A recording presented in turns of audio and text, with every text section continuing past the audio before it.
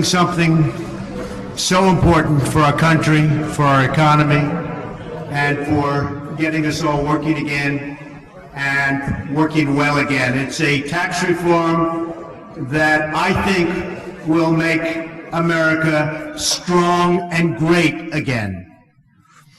Too few Americans are working, too many jobs are being shipped overseas, and too many middle-income families cannot make ends meet. This plan directly meets these challenges and the challenges also of business. It will provide major tax relief for middle income and for most other Americans. There will be a major tax reduction. It'll simplify the tax code. It'll grow the American economy at a level that it hasn't seen for decades. And all of this does not add to our debt or our deficit, but I'll also be discussing some of that at the end, because we have to make much better deals, we have to negotiate much harder, and we've got to make our economy strong. Changes for individuals will be at levels that you haven't seen in a long time. We're going to cut the individual rates from 7 brackets to 4. Simplification. 25%, 20%, 10%, and 0. If you're single and earn less than $25,000 per year, or married and jointly earn less than $50,000. So, very important. If you're single and earn less than $25,000, or married and jointly earn less than $50,000, you'll not pay any income tax, nothing. This eliminates very strongly and quickly the marriage penalty, very unfair penalty. It eliminates the AMT, which is the alternative minimum tax.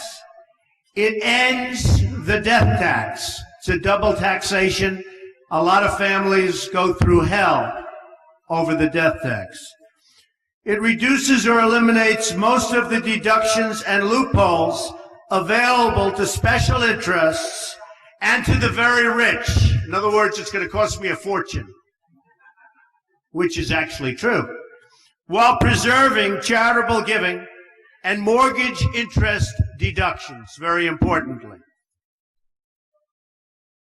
It ends the current tax treatment of carried interest. Those are the hedge fund folks that I've been talking about for quite a while. They make a lot of money, carried interest.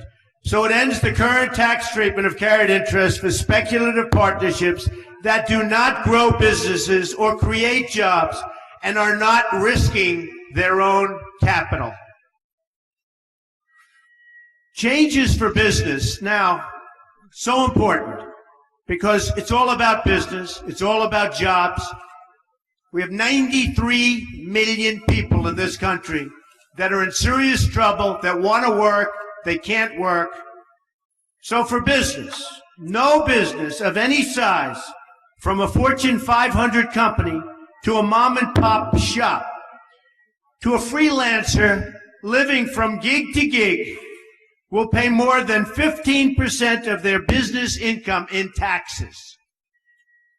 Big reduction. A one-time deemed repatriation of corporate cash held overseas at significantly discount, which coming back at a significantly discount, 10%.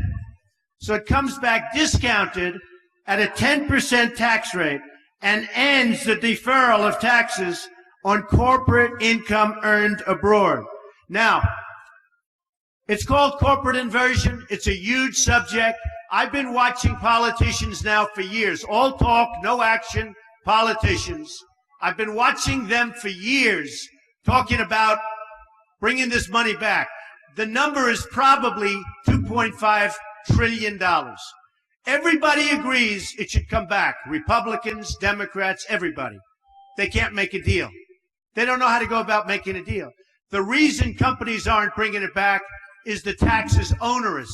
It doesn't make sense to bring it back. And in fact, many companies are leaving the United States. They're leaving our shores to go and collect their money. They're actually moving out of the United States for two reasons. The taxes are too high, and because they have tremendous amounts of money that they can't bring back into this country when everybody wants them to bring it back in. It's called leadership. We will have that money brought back in. As an example, I have millions of dollars overseas. I can't bring it back into this country.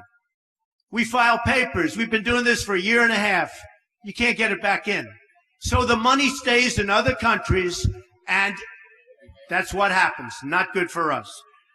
The level of leadership that we need to get things like this done is so important. But this is something, and I've been watching it for a long time, everybody agrees to. We also reduce or eliminate some business loopholes, many of them actually, and deductions made unnecessary or redundant by the new lower tax rate on business income. The tax rate now is so low that a lot of these deductions, which are complicated, which don't make sense, and which are unfair, are gone. And we phase in a reasonable cap on the deductibility of the business interest expense. So we are going to give you, we have a very complex set of papers that actually, if you know business, is not so complex. And we're going to hand them out right now to the press. And I think you'll see we have an amazing code.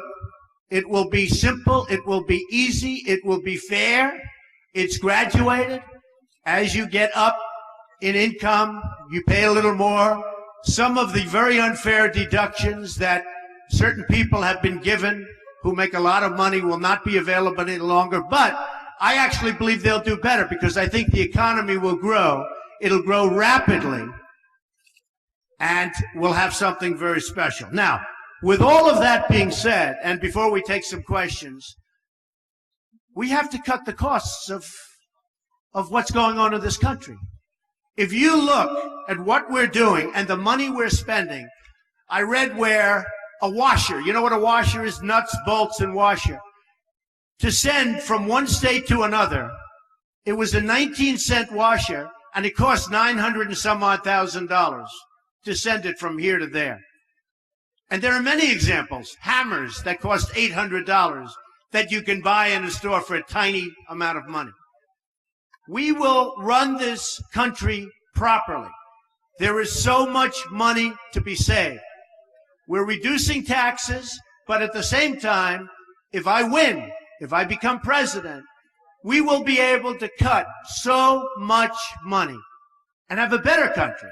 We won't be losing anything other than we'll be balancing budgets and getting them where they should be.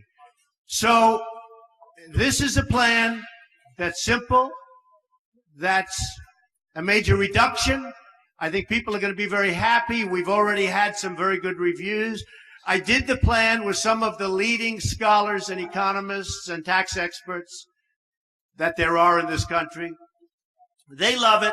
They say, why hasn't this been done before? And this is my wheelhouse. That's what I do well. The economy is what I do well. Whenever they do polls, I always come out way above everybody else on the economy. And on leadership, by the way, but I won't say that. So if anybody has...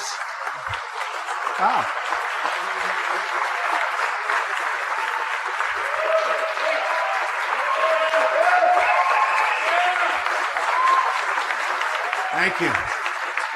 That's amazing. That's some of the press was actually clapping. I don't think I've ever seen that before. All right, why don't we take some questions from the press? Yes, go ahead. No, I'm not going to do that yet. I have to get their approval. But we have some of the top people in the country worked on this. Well, we're looking at a 3%, but we think it can be 5, it could even be 6. We're going to have growth that will be tremendous. And by the way, if we have more than 3, these numbers are really spectacular. And one of the things that they don't take into account in any big league fashion is the cutting. There is so much waste in government that I believe when I get in there, I'll be able to cut without losing anything to cut tremendous amounts off of and we're not even showing anything for that. So they're very conservative numbers. Yes, Sarah.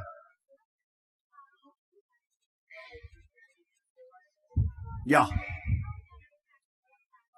My taxes will, first of all, I'll have a much simpler tax statement. It'll be much simpler. When I do my return, my returns go up to the ceiling and beyond, which is ridiculous.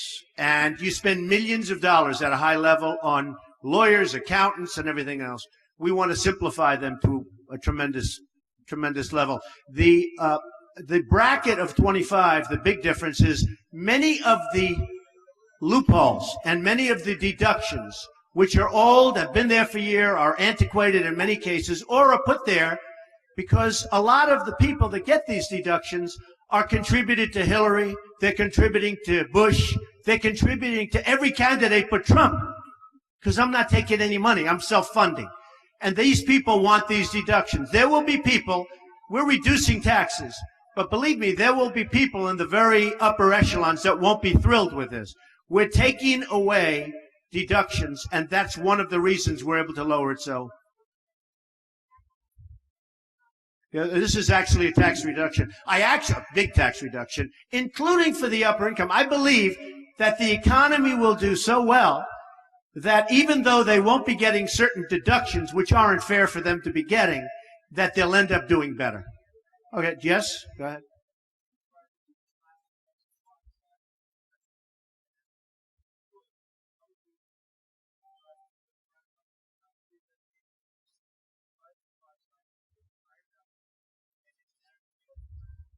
I just think this is a common sense approach. You know, we could say supply side. You could say there's 15 different names given out for different kinds of reductions or increases.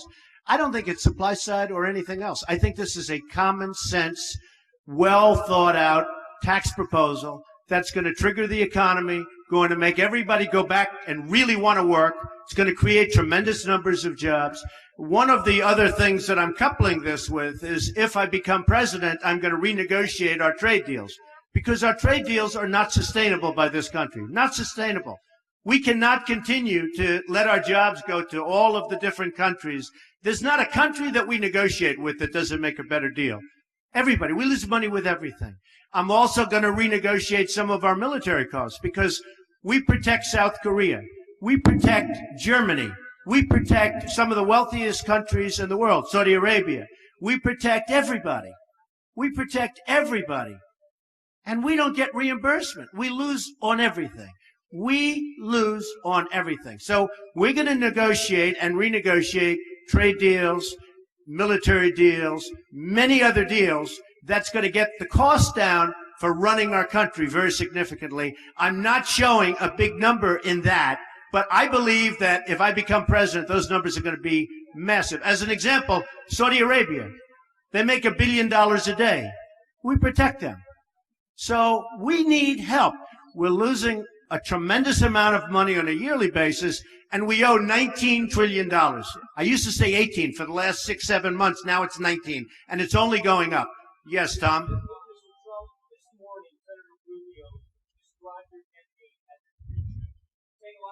Well, now, Senator, look, Senator Rubio is a lightweight. We understand that. He wouldn't be able to do this. He wouldn't know a trade deal from any other deal. And what certain people are trying to do is they're trying to take, we just went up in the last poll. We went up 2 points in the last poll, and we continue to go up. In the NBC poll, I think we went from 26 to 29. We're going up very strongly in the polls. They don't know what to do about it. I built a great company. You'll see that in 60 Minutes last night. I built a great company. It's a phenomenal company with very little debt, tremendous cash flow. I'm funding my own campaign. Guys like Rubio, I mean, he desperately needs money. Ask the car dealer in Florida. Ask the people that support him. And a guy like Rubio and others, I don't want to single him out. You're singling him out. But they're largely controlled by their donors, the special interests, and frankly, more than anybody else, the lobbyists. I've turned down millions and millions of dollars from lobbyists and special interests because it's not the right thing. It's just not right. And that seems to be resonating very strongly. Yes. Thank you. Thank you.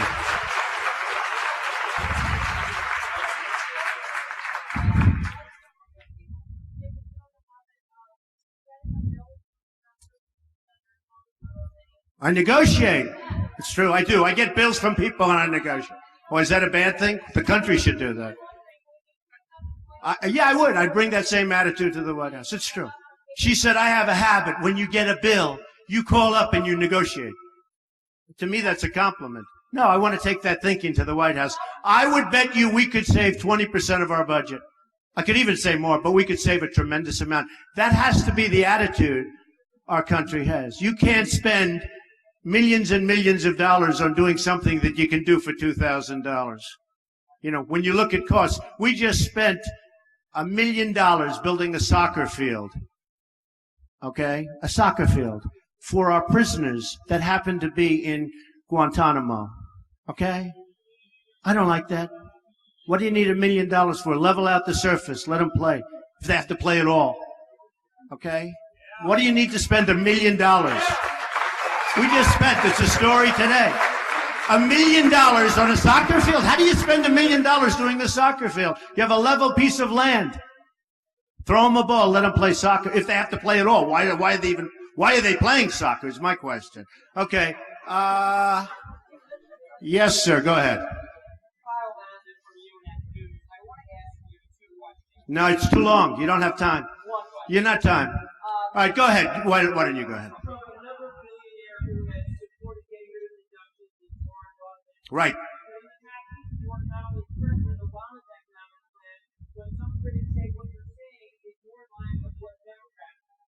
No, not at all. We're lowering taxes, which the Republicans love.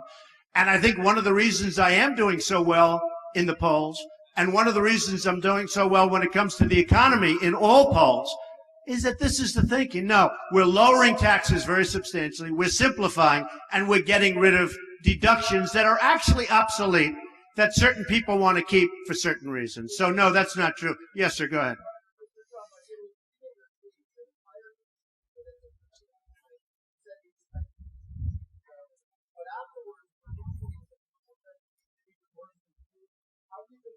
Well, Putin was interviewed and I was interviewed last night. I thought Charlie Rose did an excellent job, but I thought his was a softer interview. Scott Pelley interviewed me. I thought Scott was terrific. I mean, it was a tough interview, but I thought he was very fair. And I thought the piece was very good. Yeah, go ahead. Why is he harder on me than Putin? I would say because Putin is a nicer person than I am. Okay, go ahead.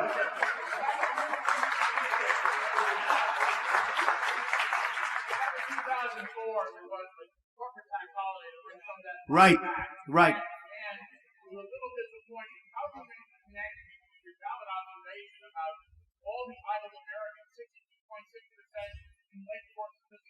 It's the worst in 36 years. Okay. Well, it's a good question, and you can connect the dots. But I guess it has been probably since '04, you're talking about 10, 11, 12 years, that people have wanted to bring the money back into the country. And again, it's called corporate inversion. And a lot of times the corporations are moving out and they're going to other countries, taking jobs. And now we have a really big problem because we have serious companies, very large, very prestigious companies, as you know. Obviously, you know something about business. But we have major companies looking to move out of the United States. It used to be they'd move from New York to Florida, they'd move from New Jersey to Texas or whatever. Now they're talking about moving from the United States to Ireland and to England and to other places, to Spain, where they get treated differently and frankly better. And they're doing that for a number of the reasons, but one of the big reasons, as you know, is taxes. One of the other reasons is to get all of this cash that they've built up and they can't get back into our country. And when this money comes back into our country that everybody wants, it's going to be put to work in our country largely. It can go other places, but largely. And I think it'll be an amazing boon. Now, here's the other thing. They think it's $2.5 trillion. I think it's much more than that. I actually think it's going to be more money than that. And boy, if it is, we have hit pay dirt. Yeah, go ahead, real fast.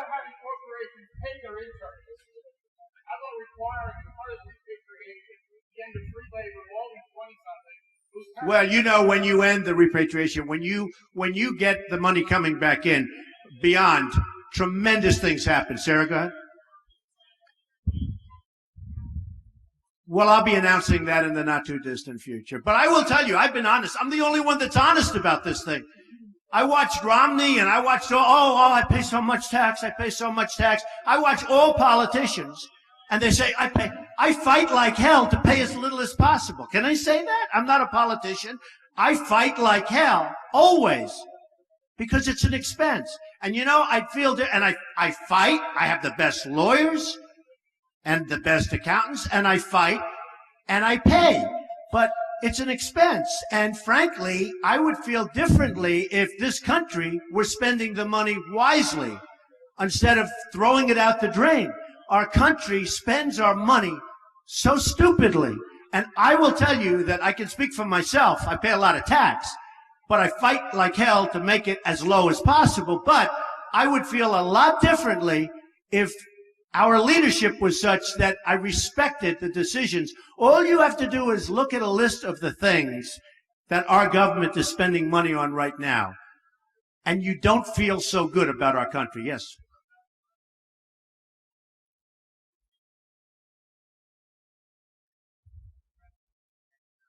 Well, I'll tell you what, in terms of income inequality, we're going to create a lot of jobs.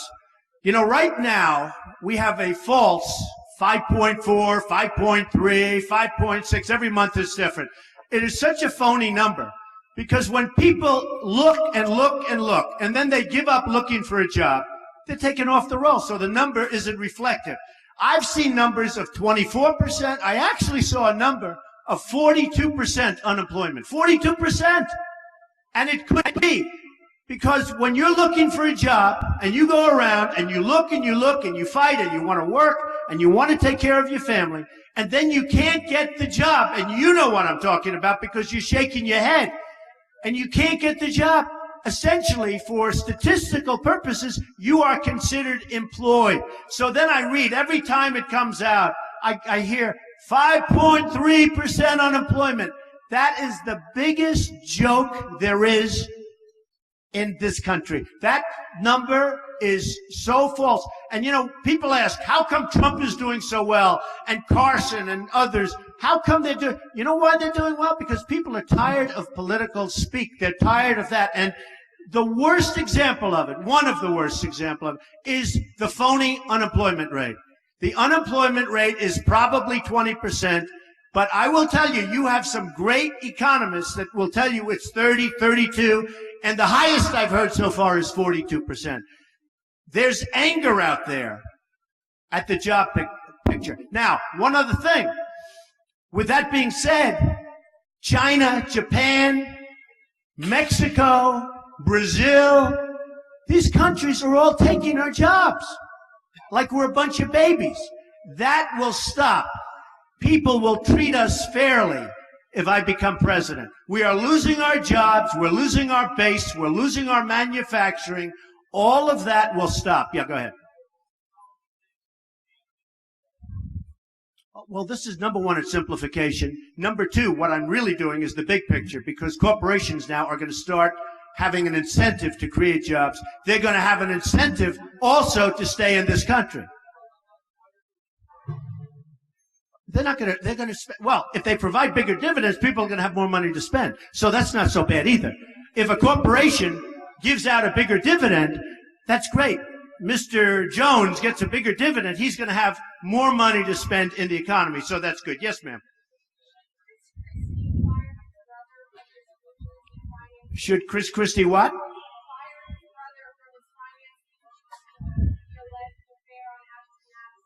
I know nothing about that. Yeah, go ahead.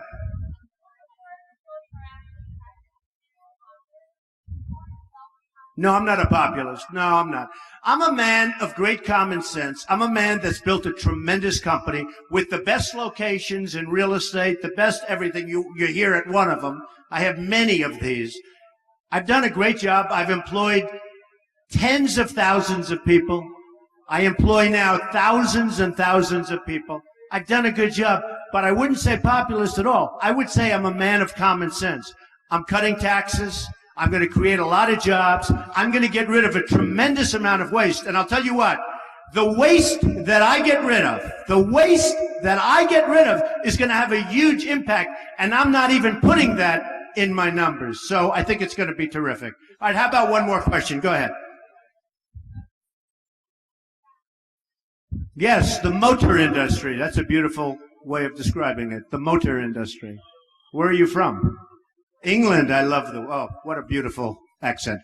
No, I want to get the industry, we call it the automobile industry, but I want to get the automobile industry to build factories here. As you know, Ford is building a $2.5 billion factory in Mexico. Mexico also took a big plant out of Tennessee, and Tennessee thought they were going to get it, and they didn't. I want the motor companies, as you would say, or the automobile companies, to build their plants in the United States. I don't want Nabisco leaving for Mexico or any place else. I want these companies not to leave Chicago, not to leave Michigan, not to leave New Hampshire and Iowa and South Carolina and all of these places where they're leaving and they're going to other countries. I want them to stay here, and they will stay here, and they'll be so happy. Ladies and gentlemen, thank you very much. It's been a great honor.